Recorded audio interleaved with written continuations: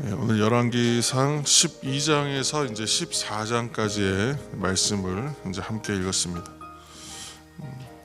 저희가 이제 7월 말에 열왕기상 11장까지 읽었습니다. 그래서 솔로몬 이제 죽고 이제 르호보암이 이제 왕위를 잇고 이제 여로보암에게 북쪽의 10지파를 찢어서 이제 북이스라엘이 세워질 것에 대한 예언을 이제 아히야를 통해서 주시는 부분까지 우리가 읽었고, 이제 12장부터는 이제 왕국이 분열돼서 약 한 200년 정도의 이제 분열 왕국 시대에 대한 이야기들을 이제 읽어 나가게 됩니다.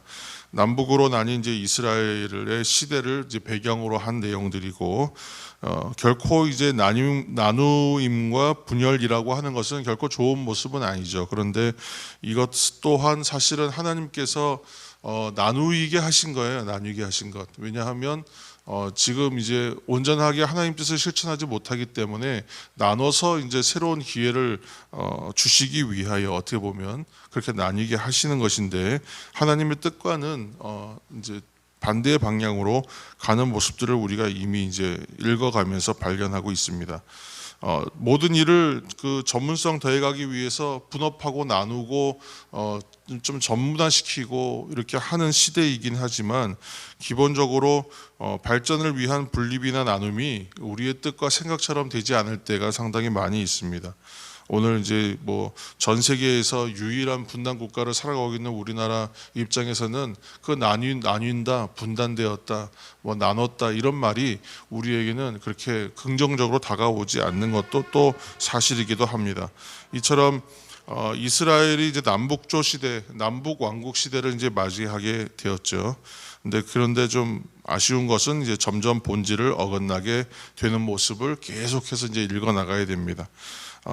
남쪽에 있는 남유다는 다윗의 길과 여로보암의 길을 어떻게 보면 이제 이렇게 구조를 비교하는 것인데, 다윗의 길, 여로보암의 길이 있으면 이 길을 오락가락합니다. 그래서 어떤 왕이 좀 들어섰을 때에는 조금 나아졌다가 또 다른 왕이 들어왔을 때는 다시 또 여로보암의 길로 회귀되고, 그런 식으로 이제 오락가락하는 모습을 보여주고, 북왕조는 제사장 나라의 사명과는 다른 모습으로 오롯이 그 잘못된 그 길을 꾸준히 가는 모습을 보게 됩니다. 10개의 지파로 이루어진 북왕조는 여로보암이 했던 이 지금 첫 단추가 잘못 끼어지고 있는데, 이 길을 끝까지 직진해요. 그래서 여로보암부터 호세아 왕까지 19대 총 19명의 왕, 200년 정도의 역사인데, 중간에 선지자 중에 유명한 선지자 엘리야, 또 엘리사, 또 아모스, 호세아 이런 유명한 선지자들이 등장하는 시대에 좀 턴한다 그러잖아요. 슈브, 우리 돌이킨다 그랬는데, 백성들이 한번 그 길을 바꿀 수 있는 찬스가 오는데도 불구하고 그때에 변화되지 못하고 그 길을 끝까지 갑니다. 그래서 다윗의 길을 갈 것이냐, 이제 제사장 나라의 길을 갈 것이냐, 아니면 여로보암이 지금 가고 있는 그 길을 갈 것이냐에서 선택입니다. 근데 그 선택인데, 나라를 바꿀 만한 계기가 있었음에도 불구하고 그때 바꿔지지가 못하죠. 우리가 읽었던 이제 왕상 11장, 이제 이전에 우리가 7월 말에 읽었던 그 부분을 읽을 때, 여로보암이 백성의 대표로 이제 불려지는 이유와 이제 세워지는 계기가 아히야 선지자를 통해서 여로보암에게 주어지는 수여되는 이야기들을 우리가 한번 읽었습니다. 그래서 그때 조건이 있어요. 북의 10개의 지파를 찢어서 너에게 주는 이유가 다윗의 길로 행하라는 것이죠. 제사장 길로, 제사장 나라로 행하라. 이제 그렇게 이제 미션을 주신 것인데, 솔로몬 말년과 르호보암이 그렇지 않았던 것에 반하여 북쪽 왕국은 좀 새롭게 그런 길을 갈 수 있도록 계기가 되기를 바란다는 것이었는데, 여로보암이 거기서 이제 순종하지 못합니다. 순종하지 않습니다. 그래서 오늘 뭐 읽어보면 그 절기 중심으로 세팅되어 있잖아요. 지금 제사장 나라는.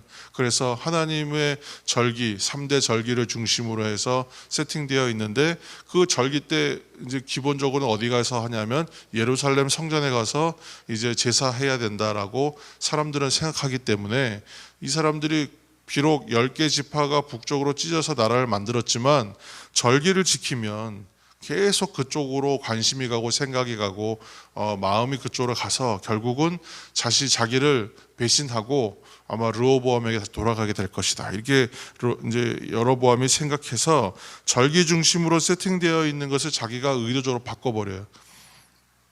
그래서 금송아지 만들어서 하나는 베델을, 하나는 단에 둬버리고, 그리고 절기도 따로 비슷하게 만들어서 자기가 이제 산당에서 제사 드리게 예루살렘에 갈 필요가 없게끔 만드는 것이죠. 그래서 이렇게 막 세팅을 하는데, 신앙이라는 것이 사실 우리 계속 지금 성경 읽는 것, 하나님 묵상하는 것, 말씀 묵상하는 얘기까지 우리 하고 있었는데, 하나님과 교제하면서 하나님의 자녀되고 하나님의 백성 되어 가는 일이 곧 이제 신앙생활인데, 그러므로 기본적으로는 엔크리스토스라, 주 안에 있어야 하고 그 안에서의 삶을 살아야 하고, 그러다 보니까 주님과 친밀한 교제 하다 보니까 주님이 어떤 분인지 알게 되고 그를 닮아가는 그러한 생활인데, 이것을 정치적으로 자기가 원하는 바를 이루기 위해서 의도적으로 세팅을 해서 본질과 전혀 다른 것으로 비슷하게 만들어서 만든다.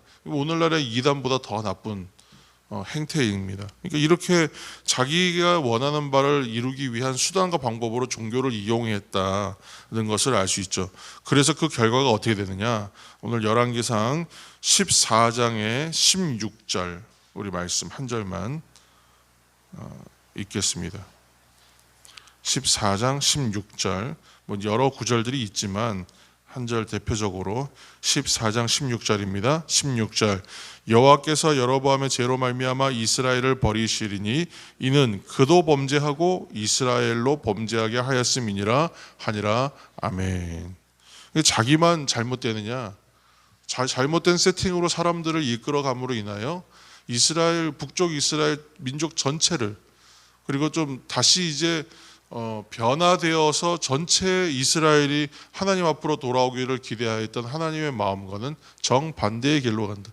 결국은 하나님 뜻을 따르지 않고 사람의 방법을 취하면 하나님께서 원하시는 일과 정반대 방향으로 갈 수밖에 없는 거예요. 그렇죠? 그러니까 우리가 이제 하마르티아 죄에 대한 이야기를 할 때, 하마르티아라고 해서 해석할 때는 항상 그거 뭐 관역에서 빗나갔다 이렇게 해석하지 않습니까? 그러니까 결국은 하나님 뜻에 적합하고 합당하지 않은 것은 죄다라고 얘기하는 지금 상황에서, 그러니까 하나님의 뜻과는 정반대의 길로 행한, 곧 뭐 제사장 나라의 길, 다윗의 길이 아니라 여로보암의 길, 자신의 길을 만들어 버린 거예요. 그러니까 우리가 지금 십자가의 길, 성도의 삶의 길을 얘기하고 있는데, 자기의 길을 자기가 만들어서 개척해서 가겠다 이렇게 얘기하면 이것은 사실은 얘기할 가치가 없는 이야기가 되고 맙니다. 신앙의 본질을 망각하고 있는 것이죠.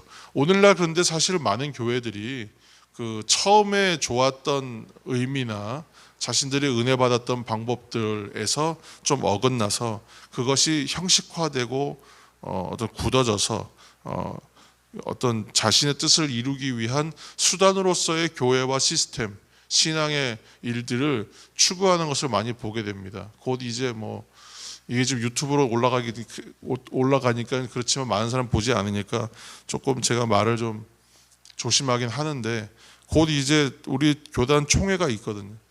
106회기 총회.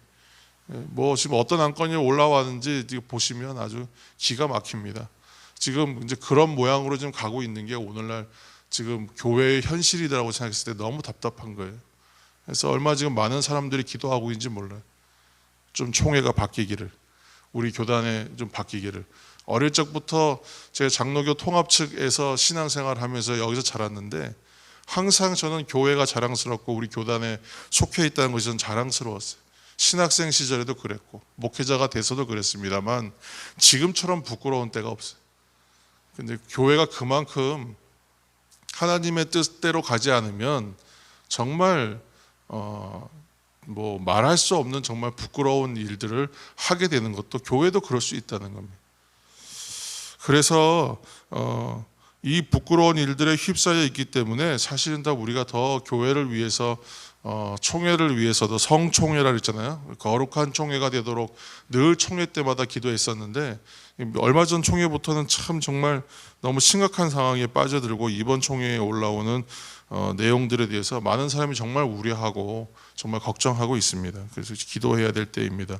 그래서 우리는 더욱더 교회다운 교회, 또 교회 되어가는 일, 또 성도가 성도되어 가는 일들을 위해서 작은 노력을 시작했는데 그것이 마치 이런 때를 위함이 아닌가 하는 생각이 들 만큼 깨어있는 사람들로서 깨어있는 자로서의 삶을 좀 더 살아내야 되겠다. 그래서 우리가 어려운 분들을 위해서 중보기도 하고 교회가 교회되어 가는 일들을 위해서 기도를 시작했는데 여기에 특별히 우리 통합교단도 바른 길 갈 수 있도록 교회가 교회다운 교회로 세워져 갈 수 있도록 함께 기도해 주셨으면 좋겠습니다. 그래서 많은 사람들이 주 앞으로 돌아오게 하는 그 역할, 하나님께서 원하셨던 최초의 목적에 맞는 본질을 회복하는 총회가 되고 교회가 되고 우리 성도들이 다 되었으면 좋겠습니다. 특별히 이번 총회에서 제대로 된 결정들을 할 수 있도록 그렇게 긍휼함으로 정말 긍휼히 여기시면서 여러분 함께 기도해 주셨으면 좋겠습니다. 오늘 이 말씀을 생각하시면서 여로보암의 길과 제사장의 길, 곧 다윗의 길에서 우리는 무엇을 선택하고 어느 편에 설 것인가? 어떤 찬송의 고백처럼 어느 편에 설 것인가? 그것을 한번 생각하면서 내가 이 길을 온전히 가기 위해서는 그래서 하나님과 친밀한 교제 안에서 하나님의 뜻을 민감하게 받아들이고 말씀 앞에 나를 앉혀서 항상 점검하고 거울처럼 비추어 보면서 나의 나됨을 확인하고 하나님이 내게 행하시고 나를 붙드시고 있다는 것을 발견하면서 바른 길 가려고 노력하지 않으면 우리들도 방향성을 잃어버리면 정반대의 길로 갈 수 있는 것입니다. 그러한 실패와 잘못된 길로 가는 것이 아니라 진정한 하나님의 뜻을 이루는 길로 가기 위해서 오늘도 말씀 앞에 나를 비추어 보며 하나님 나를 성령으로 인도하여 주옵소서. 은혜로 채워주시고 하나님의 뜻을 온전히 이루게 하여 주옵소서. 우리가 또 함께 중보하시면서 그렇게 나아갔으면 좋겠습니다.